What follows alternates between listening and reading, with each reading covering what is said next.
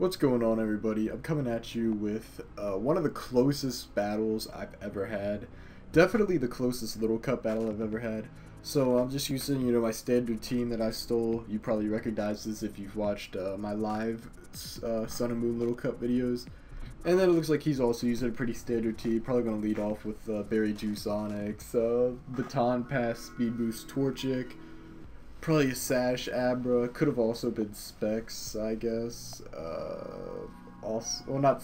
What do they even run Specs Abra? All the ones I've seen have been Focus Sash for the most part.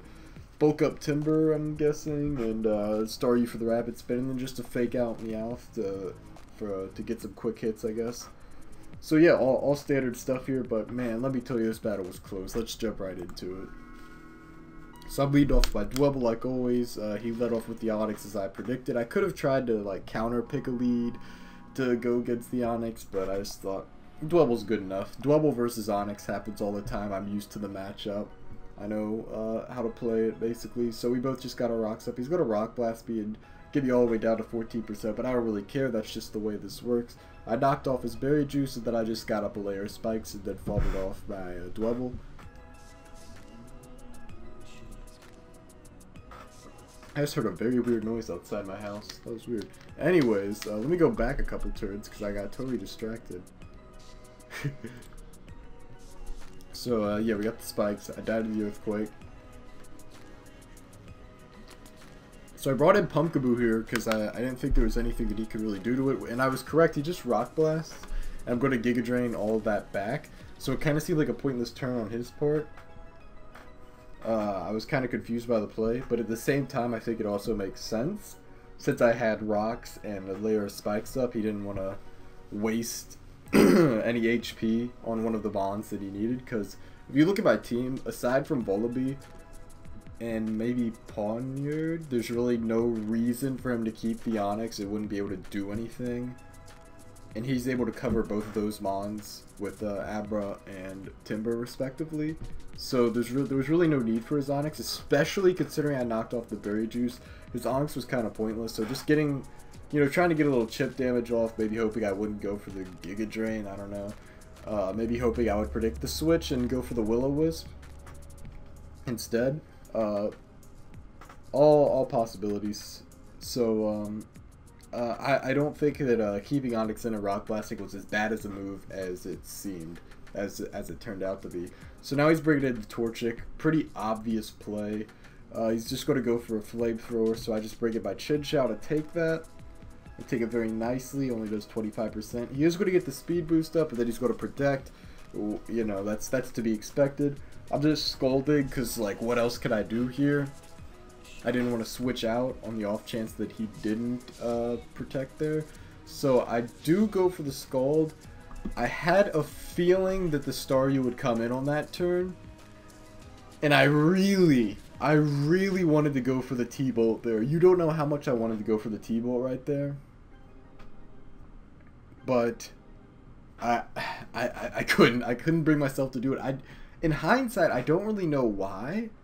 I think the T-Bolt still would have done a decent amount to the Torchic, and I could have taken a couple more Flamethrowers from Torchic. So I don't know why I didn't just put all my chips on Staryu coming out, because that would have made the most sense. Well, I guess maybe if his Torchic didn't have, if it had something that could have done more than Flamethrower, that would have been a problem. If it had like a hidden power that could have hurt me, I guess. Like I don't know. I was just playing it as safe as I could, I guess. And the Scald, it wasn't a terrible move. It still did a decent amount to the Staryu. It would be a 3-hit KO. So it's all okay. I get, like, it could have been a lot worse. But the Staryu is going to get the Baton Pass speed. And then it does go for the Rapid Spin, which I really should have protected. Like, why would you bring the Staryu in other than to Rapid Spin? Like, yeah, I could take the Scald, but again, I should have seen the Rapid Spin coming and went to my Pumpkaboo to take that. Even if he did predict the Pumpkaboo switch and go for the Ice Beam, I would have been able to kill the Staryu more easily than I did, because I wouldn't have lost Chinchou in the process. Basically, I would have brought in Pumpkaboo. If he would have killed it with Ice Beam, He still wouldn't have been able to get the rapid spin while Pumpkaboo was in because it would block it since it's a ghost type. Chinchou would have gotten brought back in, and then yeah, he would have either tried to rapid spin on that turn or try to kill Chinchou on that turn. Either way, he wouldn't get the rapid spin immediately, and also Chinchou could have. I'm assuming Chinchou could have lived whatever it hit him with. What did he? Oh, he hit me with Psychic. Okay, maybe not.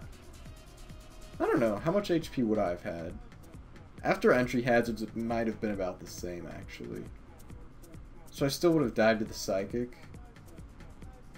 But if the Ice Beam didn't one-hit KO, well, I actually don't know. I actually don't know what the best play was right there. I probably should have went to Pumpkaboo anyway, just to block the spin. And then I could have lived the Ice Beam and went for a Giga Drain. I'm assuming here. I'm assuming I could have lived one Ice Beam. Because the Eviolite wasn't knocked off. So, anyways, I'm bringing my Pawniard here just to get the Sucker Punch off and kill this Staryu. He was at 1% thanks to Life Orb damage, so it was an easy kill. Gonna go into Pumpkaboo here. I was predicting either a Bulk Up or a Mach Punch. So I figured if he Mach Punched, it wouldn't do anything. And if he Bulk Upped, I would be able to bring in Pumpkaboo and go for the Will-O-Wisp to negate the attack boost a little bit. But, alas, he predicts me to switch and go to the knockoff, which was probably his safest play. So he's going to knock off my Eviolite, and then what I thought was a good play just turns into a sack. So I'm just going to sack that, but that's okay. It's not a terrible play because it allows me to bring in Volbeat. I'm going to Air Slash him. He's going to go for a knockoff just to get off my my Eviolite, and then that's going to give me the ×2 speed, but he still has the priority Mach Punch, so he's still able to get a bunch of damage off on me now that my defense decreased and I had my Eviolite off, but I do take him out with the Air Slash. Meowth comes in to clean things up. He goes for the Fake Out, and I'm going to bring in Scraggy now. He's going to switch into his Torchic, which was a decent play, I guess. Yeah, that was his best play. That was his best play. Because as you'll see, even though the high jump kick there did take out the Torchic, and he just had to sack the Torchic, it does allow him to bring in Abra, which is going to Dazzling Gleam my Scraggy. And I gotta admit, I was a little shook at this point because it's not looking good for me. I Sucker Punch the Abra and bring it down to its Sash, and then it Dazzling Gleams. Does a decent amount, but I'm just going to kill it off with another Sucker Punch. And then we're sitting here, it's down to his Meowth and my Pawniard. That Fake Out does 19%. Brings me down a lot. It's not looking good for your boy right here. So the Meowth takes some damage.